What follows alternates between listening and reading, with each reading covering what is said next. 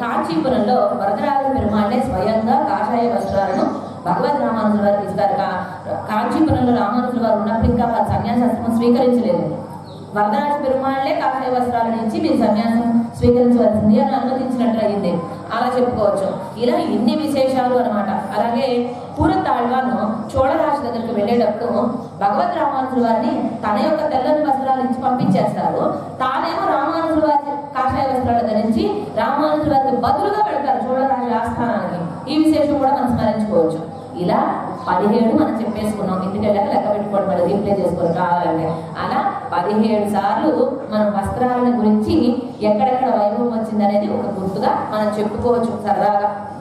ఎప్పుడెప్పుడు కూడా అవకాశం వచ్చినప్పుడల్లా యథావకాశం ఎక్కడెక్కడ ఏమేమి చెప్పుకోవాలో పూర్వాచార్య వైభవం అనుభవించుకుంటూ ఉండాలి. అలా అంబరమే తన్నీరే సోలే ఆరంశల్యం అనడం ద్వారా సరే అంబరం గురించి చూసాము. 3 రకాల విశేషార్థాలు, పర్యంతము, 17 సార్లు 17వ పాసన కాబట్టి వస్త్రం గురించి ఎక్కడెక్కడ వచ్చిందా చూసుకున్నాం. 2వ పదం తన్నీరే నీరు. నీరు ఎక్కడ ఇచ్చారు అది కూడా పర్యంతం చూసుకున్నాం. అశ్వానికి ఇచ్చాడు అంటూ. ఇక నీరు అంటే ఆ విరజా తీర్థాల్లో స్నానం గురించి, ఆ విరజా తీర్థం గురించి. అది ఇచ్చేది ఎవరు? ఆచార్యుడేగా. విరజలో మునగాలి అంటే ఆచార్య సంబంధం ఉండాలి. ఇక అలాగే సోరే అంటే అన్నం. అన్నం ఏమిటి? పరమపదంకి వెళ్ళిన తర్వాత అహమన్నం అహమన్నం అహమన్నాదు అహమన్నాదహ అంటూ నేను నీకు అన్నం కావాలి, నేను నీకు అన్నం కావాలి, నన్ను నీవు అన్నంగా భుజించు అంటూ కోరుకుంటాడు. ఈ ముక్తాత్మ పరమపదానికి వెళ్ళిన తర్వాత వెరసి ఈ అన్నంగా మారాలని కోరుకోవడానికి అసలు అవకాశం ఎవరిచ్చారు? ఆచార్యుడేగా. వెరసి 3 రకాలుగా అంటే అర్చిరాది మార్గ వైభవాన్ని చెప్పినట్లయితే మొదటి 2 పాదాల్లో మొదటి పాదంలోనే అర్చిరాది మార్గ వైభవాన్ని చెప్పేశారు. గోదమ్మ అంబరమే తన్నీరే సూర్య అనటం ద్వారా మనకి ఆ పరమాకాశాన్ని అక్కడ వెళ్ళేదారు విరజానదిలో స్నానం అవ్వడానికి కానీ వెళ్ళిన తర్వాత ఈ ఆత్మ స్వామికి ఆహారంగా మారాలన్నా కూడా అన్ని ఆచారాల వల్లనే సాధ్యము అంటూ అర్చిరాది మార్గ వైభవాన్ని చెప్పింది మొదటి పాదంలో మన గోదమ్మ. తర్వాత ఎంబెరమా నందగోపాల ఏడుందిరాడు మనకి స్వామి అని ఉంటుంది. మరి అంతే కదండి, సర్వనియంత అందరినీ నియమనం చేసేటువంటి పరాత్పరుడిని కూడా నియమనం చేసేటువంటి వాడు మన నందగోపుడు. అందుకని స్వామి అండి. అదిగాక నందగోపుడు అంటే ఎవరు అనుకున్నాం? ఆచార్యుడు అనుకున్నాం. ఆచార్యులు వారిని స్వామి అని సంబోధన చేస్తారు. ఇప్పుడు ఇక్కడ ఉన్నటువంటి స్వామిని స్వామి అని పిలుస్తాం, అవునా? మన ఆచార్యులు చిరంజీవి స్వామి వారిని స్వామి అని పిలుస్తాం. అడిగే దాసమ్మ స్వామి, అవునా? ఎందుకు పిలుస్తాం స్వామి అని? గోదమ్మ చెప్పింది. ఎంబెర్మాన్ అంటే ఏంటి? స్వామి అని అర్థం. మనకు స్వామి అందుకనే ఇలా స్వామి అని పిలవడం కూడా సంబోధన ఒకటి వచ్చింది సంప్రదాయంలో. ఏదైనా అమ్మ ఆది గురువు. అమ్మ చెప్పిందే మనకి శాస్త్రం. గోదమ్మే చెప్పింది, అన్నీ నేర్పించింది. అందుకోసమే అలా పిలుస్తున్నాం. ఇక నందగోపాల ఏడుందిరాయి మేలుకొలవయ్యా అంటూ ఆచార్యుడిని మేలుకొలుపుతున్నారు మన గోదమ్మ. తర్వాత ఆచార్యుడిని మేలుకొలిపిన తర్వాత ఏం చేయాలి? ఆచార్యుడి ద్వారా మంత్రాన్ని పొందాలి. మంత్రం అంటే యశోదమ్మ అనుకున్నాం. ఇప్పుడు ఇక్కడ మంచాలు 4 మంచాల మీద కనపడ్డారు కదా. ముందు నందగోపుడిని మేలుకొల్పారు. తర్వాత ఆయన అనుమతి తీసుకొని యశోదమ్మని మేలుకొల్పే ప్రయత్నం చేస్తున్నారు. యశోదమ్మ వైభవం తర్వాత 2 పాదాలు చెప్తున్నారు. ఎలా? కొమ్మనాకెల్లా కొళ్ళుందే కులవెలక్కే ఎంబెరుమాటి యశోదా అరిమురాయ్. యశోదా అరిమురాయ్ మేలుకొల్పమా అంటున్నారు. ఇప్పుడు అక్కడ విశేషణాలు ఏమేమి వేశారో చూద్దాం. కొమ్మనాకెల్లా కొళ్ళుందే అంటే ఈ గోపకులం మొత్తం అందరికీ కూడా నీవు చిగురు వంటి దానివి. వీళ్ళందరూ కూడా నారీమణులు ఎటువంటి వాళ్ళంటే ప్రప్పల చెట్ల వంటి వారట. ప్రప్పల చెట్లు అంటే నీటి ఒడ్డున ఉంటాయన్నమాట. ఏటి ఒడ్డున ఉంటాయి ప్రప్పల చెట్లు. నీరు పొంగినప్పుడు ఆ పొంగు దానికి తగ్గినట్టుగా బొంగుతాయి ప్రప్పల చెట్లు. మళ్ళీ నీటి ప్రవాహం వెనక్కి వెళ్ళిపోగానే లేచి నుంచి ఉంటాయి. అలా ఒక్కలేదనుకోండి, నిటారుగా ఉందనుకోండి, ప్రవాహానికి నిటారుగా ఉంటే ఏమవుతుంది? ఫినిష్, విరిగిపోతుంది, చెట్టు కూలిపోతుంది. అందుకని ఆ నీటి ఎద్దడికి ఇలా తగ్గాలి. అది ఎప్పుడు తగ్గిపోతే నీటి ఎద్దడి అప్పుడు మళ్ళీ లేవాలి. ఇది నారీల యొక్క ఉత్తమ లక్షణం. ఎందుకు? ఆడవారు ఎప్పుడు కూడా పారతంత్ర్యంతో ఉంటారు. ఆ భర్తకు అనుగుణంగా నడుస్తూ ఉంటారు. ఇది తెలపడమే. నారీనా ఉత్తమ వధువు అంటారు. అలాంటి నారీమణులందరిలోకెల్లా ఉత్తమమైనటువంటిది యశోద. ఎందుకు అంటున్నారంటే మా కులం మొత్తానికి కూడా నీవు ఒక చిగురు వంటి దానివి అని. ఇప్పుడు చూడండి, చెట్టుకి మొదల్లో చీడ పట్టింది అనుకుందాం, అప్పుడు ఎఫెక్ట్ ఎక్కడ కొట్టుద్ది? చెట్టు చిటారు కొమ్మలు ఉన్నటువంటి చిగురునే ఫస్ట్ వడలిపోతుంది. చెట్టుకి ఏదన్నా చీడ పడితే కాండం కాదు అయ్యేది, చెట్టు చిగురు ఎఫెక్ట్ అవుతుంది.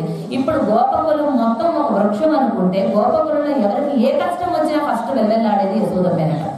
అందుకని చిగురుతో పోల్చారు. అందుకని అది ఉత్తమమైనది అనమాట. అంత గొప్ప సున్నితమైన స్త్రీత్వం కలిగిన దానివి నీవు. లేవమ్మా, నువ్వు పడుకుంటే ఎలాగా? మమ్మల్ని కృష్ణునితో చేర్చాలి కదా. కొమ్మనాకెల్లా కొడుందే కుల విళక్కే, మా కులం మొత్తానికి దీపం వంటి దానివి అనడం ద్వారా ఏంటి, వీళ్ళ కులానికి ప్రకాశం తీసుకొచ్చింది యశోదమ్మ. ఎందుకు? పరాత్పరుడైన శ్రీకృష్ణ స్వామిని కట్టను వీలుగైనట్టుగా చేసింది. అవునా? అందుకనే అంటారు, ఎన్న నోపు నోతాంకలో ఎవరి పెద్ద వైరుడయ్యాళ్ళు అంటారు. ఆమె ఏమి నూనె వచ్చిందమ్మా, ఇంత గొప్పవాడిని పిల్లవాడిగా పొందింది ఈమె అంటూ యశోదమ్మ వైభవాన్ని చెప్తారు.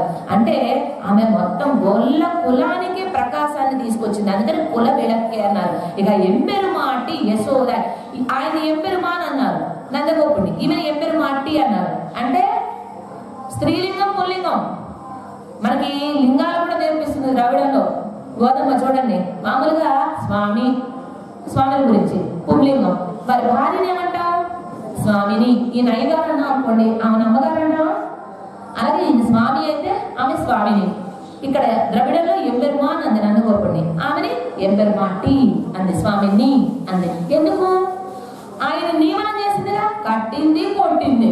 కాబట్టి సర్వనియంతైన సర్వేశ్వరుడే నియమనం చేస్తుంది. మనందరి దగ్గర ఆయన స్వాతంత్రాన్ని చూపిస్తాడు, కానీ అమ్మ నాన్నల దగ్గర పరతంత్రుడైపోతాడు ఆ స్వామి. వాళ్ళు చెప్పినట్లు వింటాడు కదా. ఆ విశేషాన్ని సూచిస్తూ ఎంపెరుమాటే యశోద అనివర లేవమ్మా అన్నారు. ఇది పై అర్థం. ఇక విశేషార్థం చూద్దాం. ఈరోజు పాసురం చాలా విశేషమైందండి. మనకి ప్రపంచుల లక్షణం ఏమిటి, ఎలా ఆశ్రయించాలి స్వామి చెప్తుంది. అందుకే ఇంతసేపు కూడా మొదటి 2 పాదాలు చూసుకున్నాం. ఇప్పుడు తర్వాత 2వ పాదాలు యశోదమ్మ వైభవం. యశోద అంటే మంత్రం అనుకున్నాం. ఇప్పుడు మంత్రానికి కట్టుబడి ఉంటాడు, మంత్రానికి లోబడి ఉంటాడు పరమాత్మ. ఎప్పుడైతే మంత్రాన్ని నిత్యం మననం చేస్తామో వాళ్ళకి లొంగిపోతాడు ఆ స్వామి. మరణశీలులు మునులు అని అంటారు. అందుకే మంత్రాన్ని ఎప్పుడు అనుష్ఠానం చేస్తూ ఉండాలి. అందుకనే మన ఆచార్యులు మనకు చెప్పేది ఏంటి, తిరుమంత్రాన్ని ఉదయాన్నే ఏదైనా ఆహారం స్వీకరించే ముందు, తీర్థం స్వీకరించే ముందు ఖచ్చితంగా 20 నిమిషాలను అనుష్ఠానం చేయండి అని చెప్తారు. తిరుమంత్ర అనుష్ఠానం ఉదయం వేళలో ఏదైనా తినే ముందరే చేయాలి. తర్వాత రోజంతా ఏం చేయాలి? ద్వయం అర్థానుసంధానే సంతృష్టారు మనవాడమానుడు. ఎప్పుడు ద్వయాన్ని అర్థానుసంధానంగా అనుసంధానం చేస్తూ ఉంటుంటారు. అంటే నిత్యము మంత్రాన్ని అనుసంధానం చేస్తూనే ఉండాలి. మంత్రానికి కట్టుబడి ఉంటాడు పరమాత్మ. ఆ మంత్రం అనుసంధానం చేయడం ద్వారా, అంటే మంత్రాన్ని కట్టుబడడం అంటే యశోదమ్మ కట్టుబడి ఉన్నాడుగా, యశోదమ్మ చెప్పినట్లు విన్నాడుగా, రోటికి కట్టేస్తే కట్టుబడ్డాడుగా, తిడితే తిట్టించుకున్నాడుగా. అంటే మంత్రరూపమైన యశోదమ్మకు కట్టుబడి ఉన్నట్లే కదా. ఆ విశేషం చెప్తున్నారు. అందుకని ఎప్పుడు తిరుమంత్ర అనుసంధానం అనుష్ఠానం ఖచ్చితంగా సాగాలి. Minimum 20 minutes. మనకి మాల తిప్పడం లేదు సంప్రదాయంలో. ఇన్నిసార్లు చేయాలి మంత్ర జపం అనేది సంఖ్యా నియమం అనేది లేదు. కానీ ఇంతసేపు చేయమని మన ఆచార్యులు చెప్పారు. ఎంతసేపు? మినిమం ఒక 20 మినిట్స్ అన్న సేవించండి. శ్రీరంగ దివ్యక్షేత్రాన్ని వెళ్ళి సేవించుకుని రండి. శ్రీరంగాది దివ్యక్షేత్రాలన్నీ మానసికంగా అనుష్ఠానంలో అలా కూర్చోండి. అనుష్ఠానంలో లోపల అలా త్రినారాయణ అష్టాక్షరి మహామంత్రం జపిస్తూనే ఉండాలి. ఒక్కసారి నారాయణ అష్టాక్షరి మంత్రం జపించామంటే శ్రీరంగం వెళ్ళొచ్చేయాలి మానసికంగా. స్వామి స్వయాన దిగి వచ్చి ఈ లోకం నుంచి ప్రకృతి యొక్క సంబంధాన్ని తొలగించి తన స్థానమైనటువంటి పరమపదానికి తీసుకొని వెళ్ళాడు. ఎవరిని? నమ్మాళ్వారు. ఆ నమ్మాళ్వారి యొక్క అధ్యయన ఉత్సవాలు ఈరోజు సాయంకాలం నుంచి మనకు ఆరంభం అవుతాయి. భగవంతుని కంటే విలక్షణమైనది, వైలక్షణ్యంతో కూడుకున్నది అంటే ఆళ్వారి యొక్క వైభవం. ఆ వైభవాన్ని మనం 3 దినాల పాటు ఇక్కడ జరుపుకుంటాం. మొత్తం ఎన్ని పాసురాలు? 4000, మొత్తం 4000 పాటలు. ఈ 4000 పాటల్ని మనం ఇక్కడ స్వాముల యొక్క సమక్షంలో సేవిస్తాం మనందరం. ఎల్లుండి సాయంకాలం అంటే సుమారు మనకు 6:30 గంటలకు విష్ణు సహస్రనామ పారాయణం, పారాయణ తర్వాత ఇక్కడ మనకు పెద్దలు ఏ విధంగానైతే అనుగ్రహించినటువంటి అక్షరాది మార్గం ఉంటుందో దాని ఇక్కడ మనకు ఒక చిత్ర ఆకృతిలో వాటిని వేసుకొని ఒక్కొక్క లోకానికి దాటి ఆరాధనలు ఉపచారాలు జరిపి క్రమంగా నమ్మాడి వారిని పరమపదానికి వేయించి చేసేటటువంటి కార్యక్రమం దాన్ని పరమపద ఉత్సవం లేదా మోక్షోత్సవం అని అంటారు. దాని ఆ వైభవాన్ని మనం ఎల్లుండి సాయంకాలాన్ని చక్కగా మనందరం కనులారా సేవిస్తాం. కనుక జరిగేటటువంటి ఈ 3 రోజుల పాటు కార్యక్రమంలో మనందరం పాల్గొనాలి.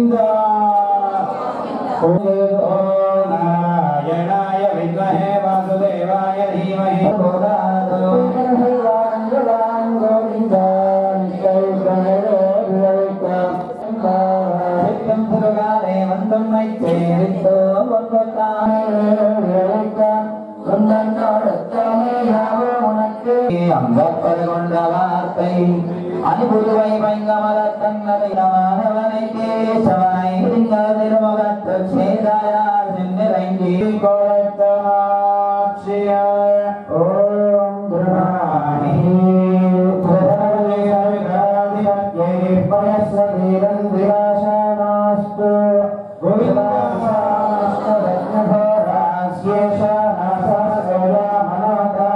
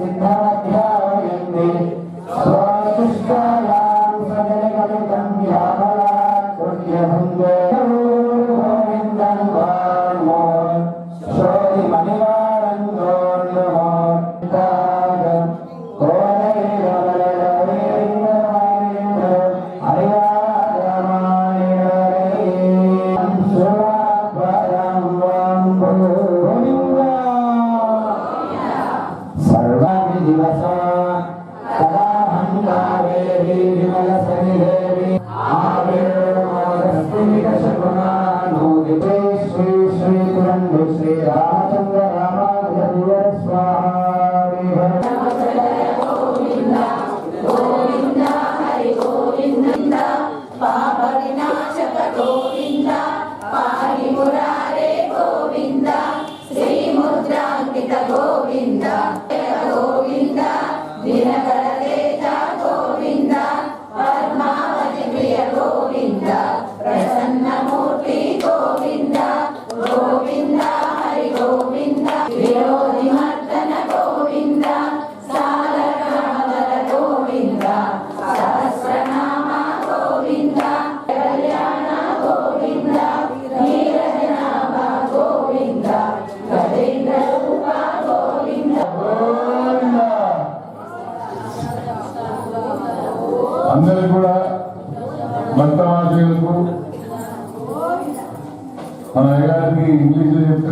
కాబట్టి నూతన సంవత్సర శుభాకాంక్షలు.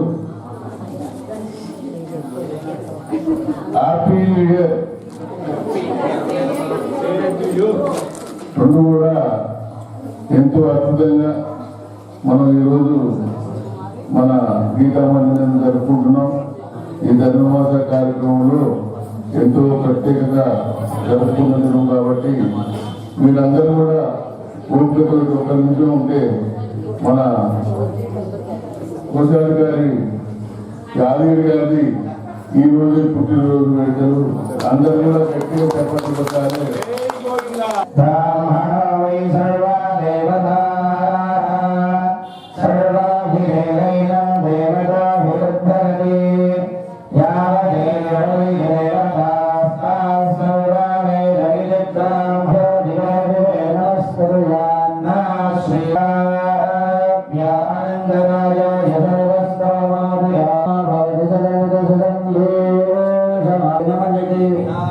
I am